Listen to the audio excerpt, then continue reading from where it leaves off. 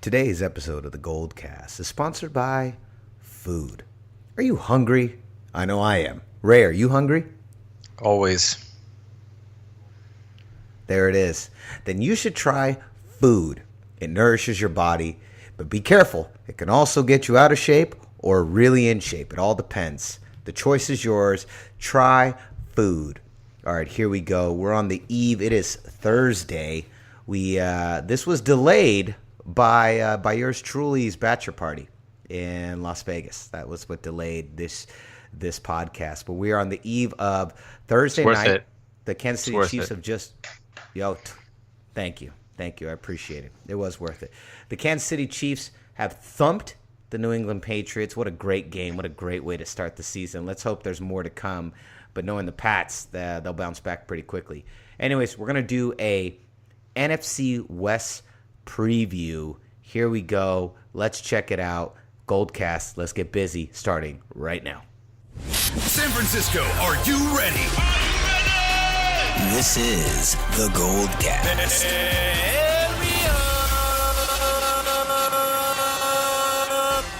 Boom!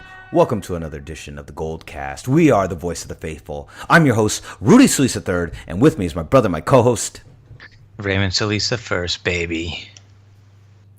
Boom! Raymond, football is back. It is finally back. The 49ers are here once again. This is the team. If you're listening to this podcast, this is the team that the Goldcast lives and dies for. This is why you are here. This is how you heard about us. Most likely, this is how you heard about us. It's about the 49ers. This is arguably one of the greatest dynasties of all time. 5 Super Bowls, 2 of the greatest quarterbacks ever, Joe Montana, Steve Young, 2 of the greatest coaches ever, Bill Walsh, George Seifert, and now we live in this time, all the way here in 2017. We are here, and we are looking at the dawn of a possible new regime that could take us to great heights. Kyle Shanahan, general manager John Lynch. It all starts this Sunday with the 49ers, the beginning of a whole new era. And with it, we're going to begin with our NFC West preview. Raymond, why don't you get us started? Let's start with the 49ers. I want to talk about your general thoughts and feelings going into the season and what you think the outlook is, how it's going to look for us. Well, I think it's going to be a lot better than what the initial predictions were. And I think a lot of journalists, even beat writers, have kind of changed their tune as the offseason program has commenced, as well as preseason, and seeing the progress of the team and the progress of Shanahan's system being implemented. And I think there's a lot of validity to that. I certainly believe that even before seeing that, just because I'm an eternal optimist, and when it comes to the Niners, I always think they're going to do good. We always try to find reasons and statistics to back that up. It's not just kind of going on, it's not just plain confirmation bias that my team's great and they're going to do great. I always base it on analysis. And of course I did that with Shanahan when he came in, and the statistics, once again, I found statistics that can, prove that, or at least support the notion that the Niners will do a lot better than expected this year, because I know a lot of people were saying, 2-14, 3-13, 4-12 if they're lucky.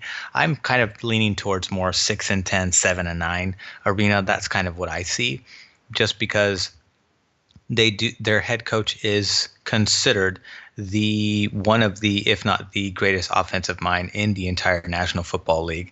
And that is something that we've not had within the last 3 years. We've had coaches that are very knowledgeable about football and have had success at various levels within the NFL level. But Shanahan has done this for, 9 years now, almost 10. So he has, quadruple the amount of experience as, say, LA Rams' new head coach, youngest head coach in the history of football, Sean McVay. So the great grandson of the great McVay that helped build the 49ers empire back in the 80s. So with that kind of experience and also the proven success behind all of those years, I think it's only it only feels right to feel as optimistic as everybody does this year, because we have somebody that has a plethora of NFL experience. Unlike Jim Tonsula, has no experience. I mean, no coordinating experience. And then Chip Kelly, who only had 3 years of coaching experience up to that point, or 2, I guess.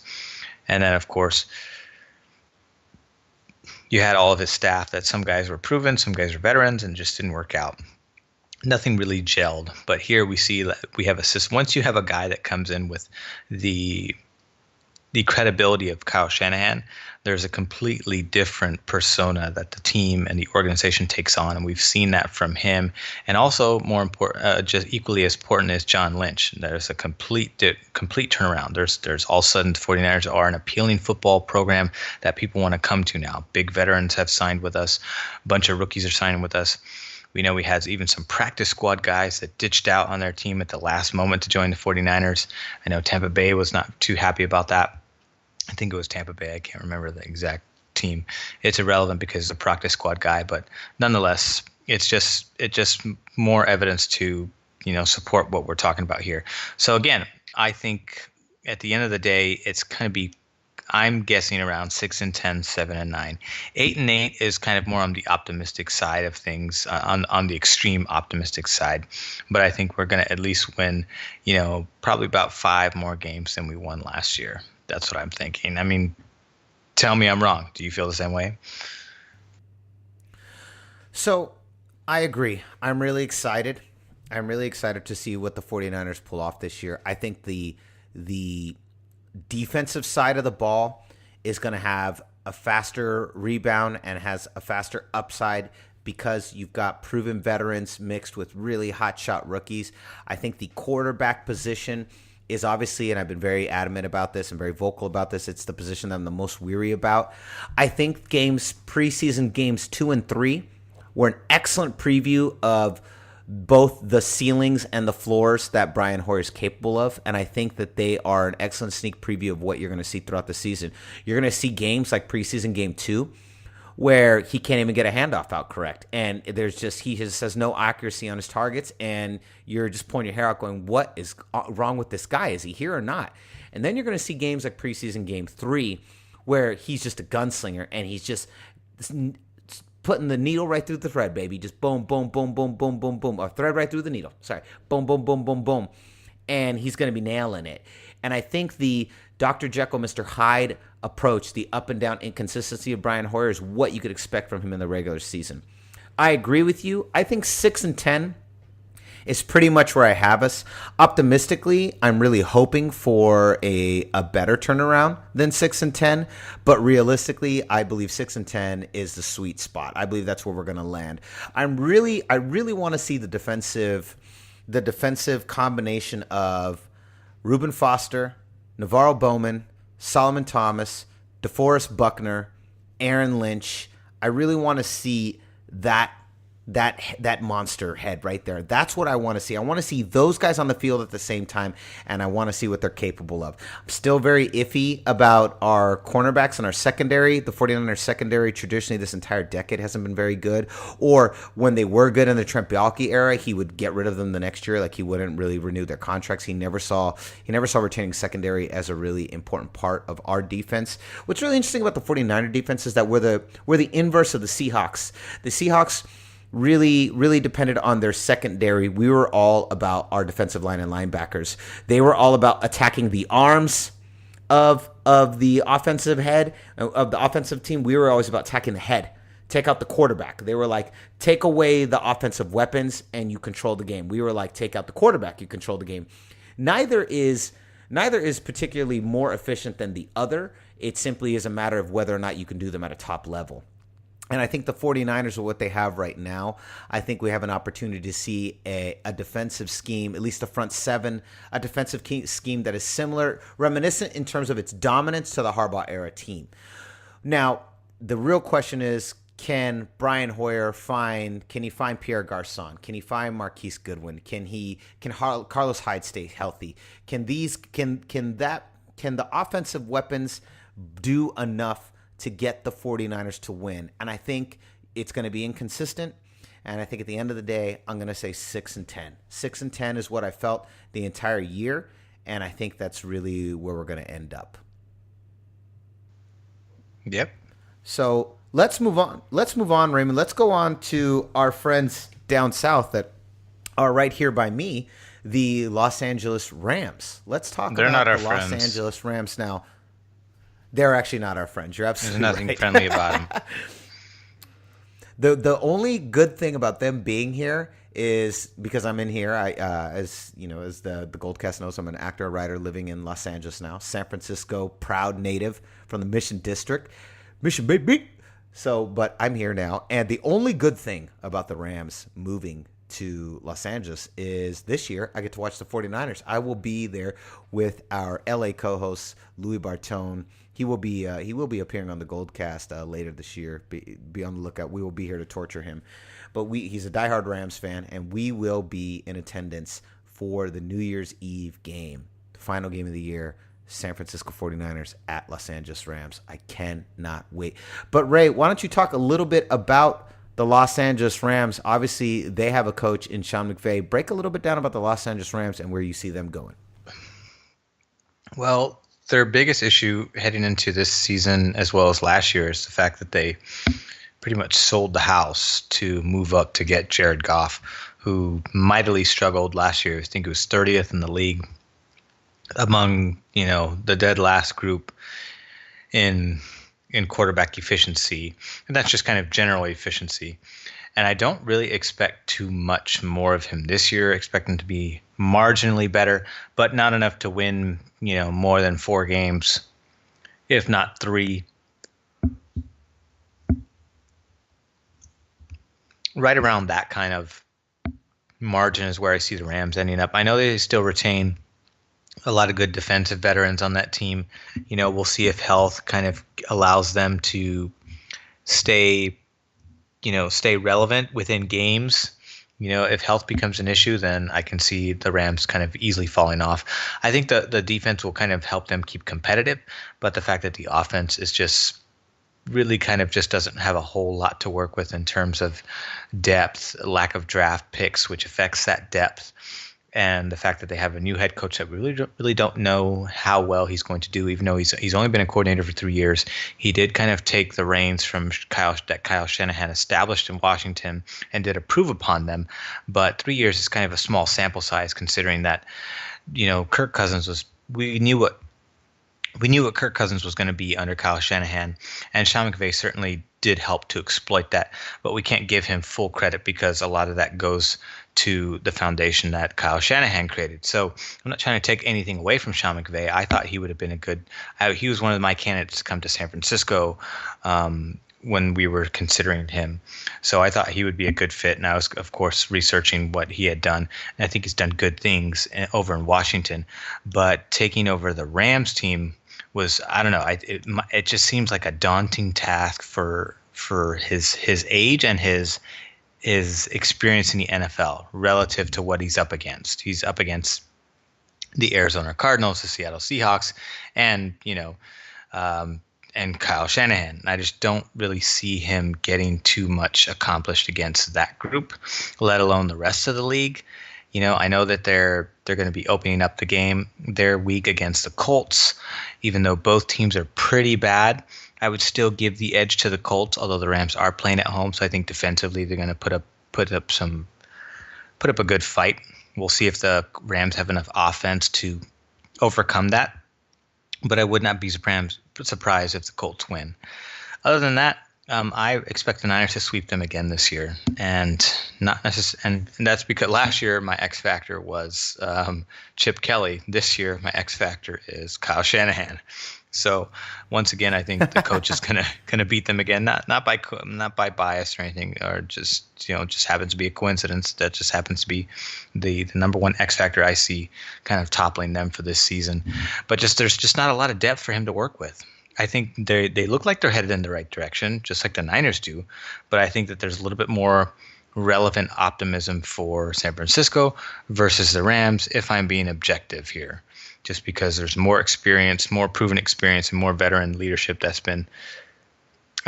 joined the ranks of San Francisco versus the Rams that just didn't have a whole lot of picks to work with. They didn't even, we'll have to see what they've got going. Aaron Donald held out for God knows how long. So he's going to be not fully up to par.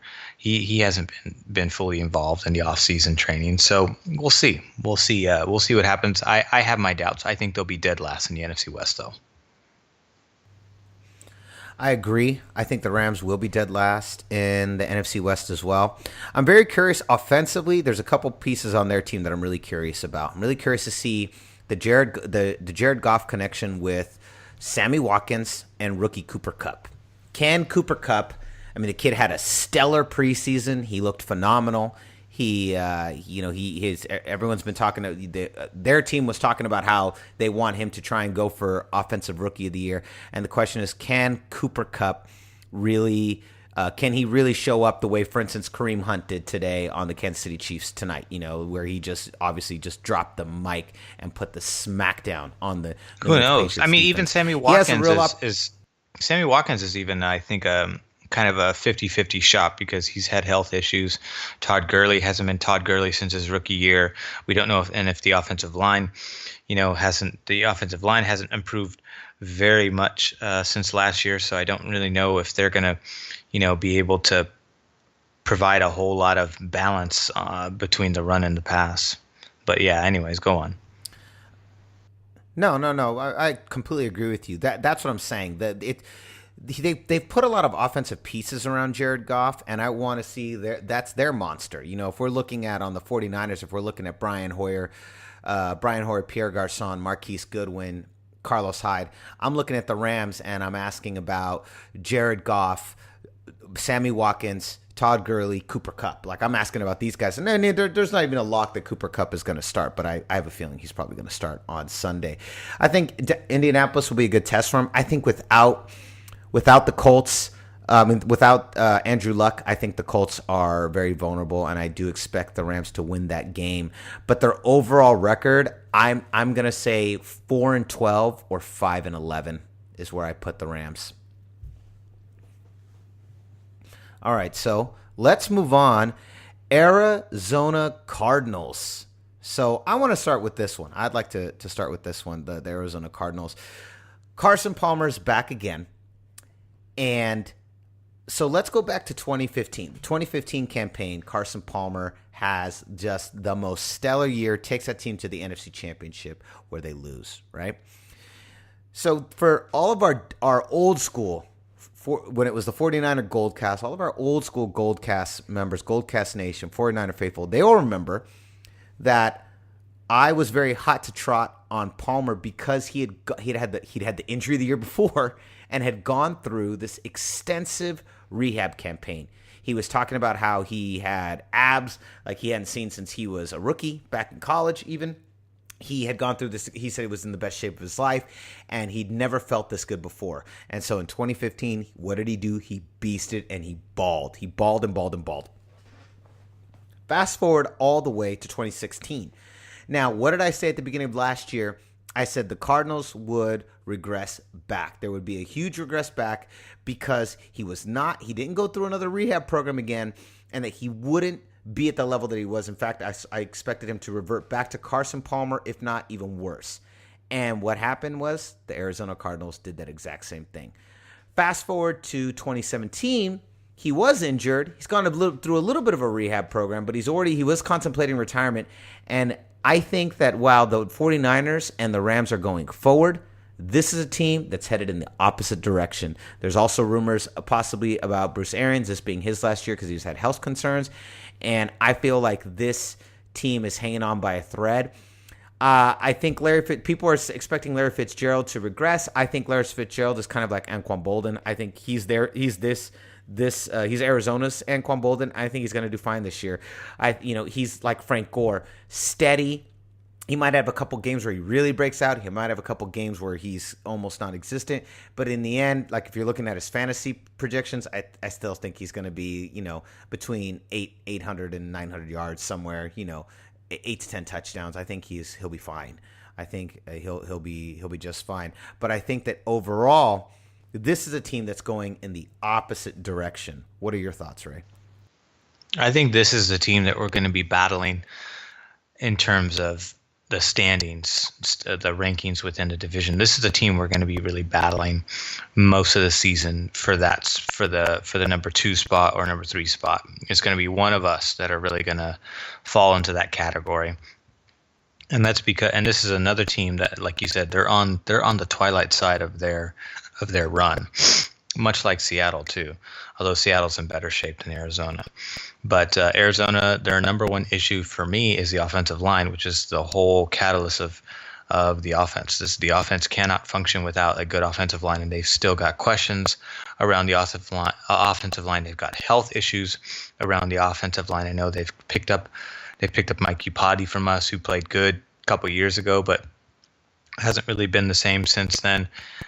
They've got issues in the run game. Larry Fitzgerald is I think he's going to be fine, like you said too, but I also think he's going to be inconsistent because age is now settling in. He doesn't quite have the same speed that he does.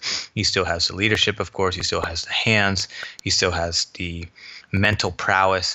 Doesn't necessarily have the athletic prowess, which we're going to see kind of ebb and flow throughout the season.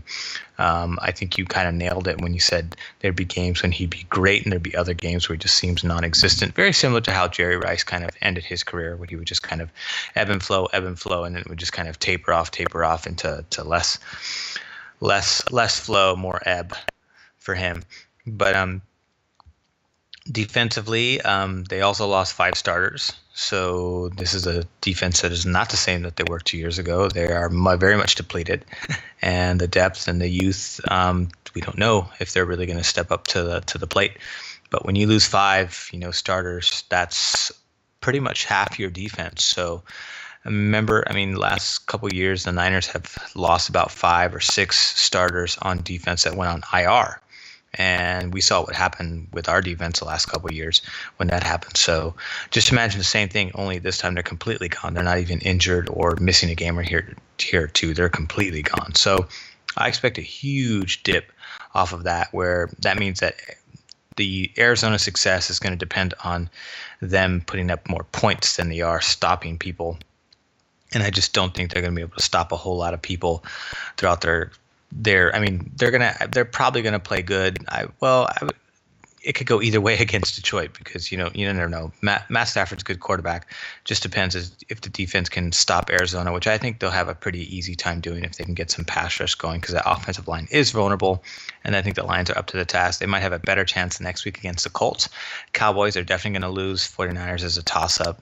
But I think they'll struggle against the Eagles. Bucks are on the rise. Who knows? Rams, that could be a toss-up again. They'll be playing at home against us in the 49ers, so that could be a game that we could win because we're at home. So and then Seahawks, Texans, Jags probably a wash. That's a win. Titans will be a win. Redskins might be a win. Rams probably a win. So they're probably gonna pull out in the latter half of the season, but beginning of the season probably gonna be a neck and neck tie between us and Arizona for that 2nd and 3rd spot. Where do you think the Cardinals end up? What's their final record? They're probably anywhere between 8-8 and 9-7. That's exactly what I was thinking. I was thinking 8-8, 9-7. That's pretty much where you could bank on those boys ending up. 8-8, 9-7. All right. Well, let's move on. Team I hate the most. The team that just... If I could hit a team with a bat in the face with a sports bat, it'd be this team. This team has haunted my nightmares. It has also been just the fervor of my anger. There have been times where I've hated them more than the Dodgers, more than LeBron James. That's a lot. That's a lot of hate. And that, of course, is our greatest rival of this decade, of this era, those goddamn Seattle Seahawks. Oh, with the worst color combination in the entire league. God, just atrocious. Who did that? Totally, I don't know. Totally atrocious. The worst that green. This team is so obnoxious. Their fans are obnoxious. They literally need thousands of people in their stadium to help them win the games because that's how awesome they are. Now, here's what really frustrates me is this year the Seattle Seahawks. I have heard more people talk about the Seattle Seahawks going back to the Super Bowl this year than any other year. So I want to talk to you about that, Ray. How do you feel about that? How do you feel about the Seattle Seahawks and where they stand right now? This is a team that will most likely win the division, not necessarily because they're great, but because the other three teams are just, two of the teams are rebuilding and one team is kind of on the decline. So that's the only reason why I'm going to give them division title, not necessarily because they're awesome and they're so good, but just because nobody else is really all that much better. So they kind of have an easy going, much like the Patriots in their division for the last 20 years. But in this case, it's just been the case for this year in particular will be the easiest road for them, just because you have two teams that are rebuilding and one team that just is even probably going to be in worse shape this year than they were last year. So that's all I see. I mean, they did have a decent draft, and most of their guys are healthy this year. Although I don't know, what their secondary is going to look like, because I know that not Chancellor. I mean, Michael Bennett. He's going to be a presence in for that group. And Sherman's healthy, of course. Chancellor's going to be there, but what's his name is coming off back. Yes, but we don't know. He's going to coming off of a serious leg. He broke his leg, so we don't know, if he's going to be 100%. I'm sure he's looked good in training camp, but that's not an easy thing to come back with, especially considering his role out there in that scheme. So you don't know, and we don't know what the rookies are going to do. They pick guys that have great potential. But we'll see. Just like the Niners have a lot to prove with Reuben Foster and Thomas. So, even though their skill set's high, their ceiling's high, and their projections pretty high, it doesn't matter. They could be injured in week one and it could be over. So who knows? But this is a team that's going to easily run away with it. I hate to say it, but if I'm going to be fair, that's just kind of how I see it. Don't know how they're going to fare this week against Green Bay in Lambeau Field. It's always a tough place to play, and Seattle has historically struggled there, even in this current era. So I'm going to give the edge to Aaron Rodgers there, but next week we're going to have to travel over there to face him. I don't know if that's going to. I think Shanahan's probably going to struggle, although I think he's going to put up a better fight than Chip Kelly, because he's a much better coach, much better offensive mind. He's certainly better than anything that the Seattle can dish out offensively. It's the defense that he really has to outplay more than anything else, because the offensively, Seattle's kind of middle of the road. Russell Wilson's a good quarterback. He's not an outstanding quarterback. Seattle. Well, let's go to that offense, because we all know what that defense is capable of. I hate their defense, but I have a tremendous amount of respect for their defense. The Legion of Boom seems to be back. You're right. Earl Thomas is a question, but they really That's do a seem stupid to have ass name too. Jesus up. Christ. Anyways, go on. I love it. I love the hatred. They really do seem to have restocked on defense, and I expect them to be very dominant once again on that side of the ball. Offensively, as with most NFC West teams, the question is offensively, what is this team capable of? And I'm once again looking at Russell Wilson. Can he stay healthy behind a line that has been beefed up a little bit? They've gotten. I'll tell you exactly who they've gotten. They have. Let's see here. They acquired lineman Luke Jokel. I don't even know if I say that name right. Ode Abushi, and then they drafted Ethan Pokic. I can't pronounce any of these names, from LSU. So we'll see exactly what those guys can do. But offensively, in terms of their weapons, what I'm most curious about is Eddie Lacy and Thomas Rawls. The combination, can Thomas Rawls stay healthy enough to live up to the potential? He basically is Seattle's Carlos Hyde. Carlos Hyde is fantastic, but have struggled to stay on the field, struggled to play a full season, and we've never really seen Carlos Hyde reach his full potential. It's the same exact question you have with Thomas Rawls over there. Eddie Lacy is much improved, but still, he's struggled with his weight. Although he's hit all of his weight requirements this year and gotten all of his bonuses, his ability to play at a level, for instance, of Marshawn Lynch or Thomas Rawls is heavily in doubt at this point in his career. The other weapons I'm curious about Jimmy Graham. Is Jimmy Graham going to prove to be, I mean, he really came back last year and was starting to look like New Orleans Saints Jimmy Graham, and I'm terrified at the prospect of him doing that again this year and really taking it to another level. And of course there is, oh my gosh, I can't believe I'm running a blank on there. Doug Baldwin. Tyler Lockett. Doug Baldwin. Doug Baldwin. No, Doug Baldwin. If Doug Baldwin and Jimmy Graham ball again, I mean, Doug Baldwin, he was he went really high in obviously fantasy drafts because he had a fantastic year last year. If Jimmy Graham can improve upon last year's effort and go all the way back to New Orleans Saints Jimmy Graham, which is basically a tight end that's on the level of Gronkowski, and Doug Baldwin gets to the level that he's capable of playing, if he just could stay consistent and do what he does, then this offense could be pretty formidable. And that's what I'm most afraid of. I know for a fact the defense is going to ball. We all know that. The defense is going to play amazing. That's not a question.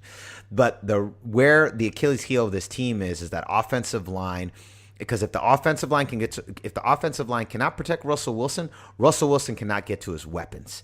And if Thomas Rawls is hurt and Eddie Lacy isn't consistent, then that run game is depleted, and that's really where you hurt the Seattle Seahawks. That's where the Seahawks are the most vulnerable. It's in their ability to protect Russell Wilson and the health of their running backs. And if those two things are, if he's not able to be protected and Russell Wilson gets hurt again, or they're not able to protect their running backs and the running backs get hurt again, then you have a pretty bad situation for the Seahawks. And that's really the question for them offensively. What can the Seahawks do on that side of the ball?